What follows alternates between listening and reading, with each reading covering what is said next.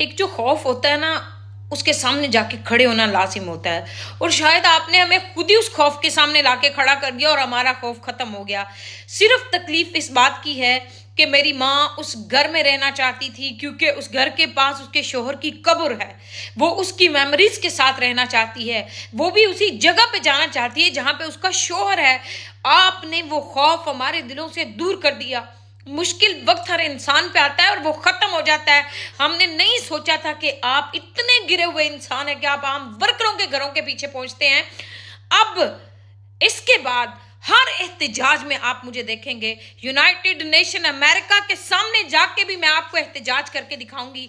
इंसानी हकूक के जितने इदारे हैं उनके बाहर अकेले खड़े होके भी मैं तुम्हारे नंगे नाच के प्रोटेस्ट करूंगी और मैं दिखाऊंगी कि तुम किस तरह के फैशिस्ट लोग हो। तुम लोग दहशतगर्द तंजीमें हो। तुम एक डेमोक्रेटेड या कोई जमहूरी पार्टियां नहीं हो। तुमने मुल्कों को लूटा, तुमने लोगों को नंगे किया, उनके घर तोड़े, उनके माँ बाप को तुमने दरफदर किया।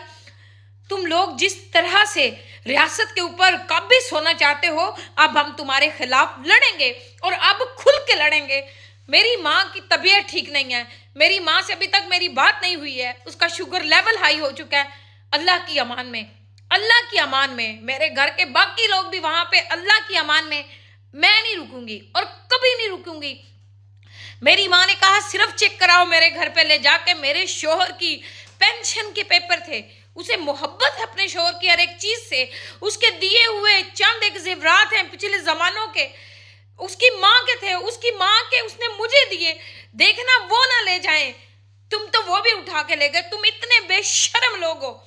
तुम्हारे खिलाफ हम लड़ेंगे तुम्हारे खिलाफ, हमारी नस्लें भी लड़ेंगी। तुमने अब ये मैदान खुद मुझे बना के दिया है कि हमारे खिलाफ लड़ो। ए मुर्शिद इमरान खान, तेरे ये बच्चे आखिरी सांस तक तेरे साथ लड़ेंगे, इन जालिमों के खिलाफ लड़ेंगे।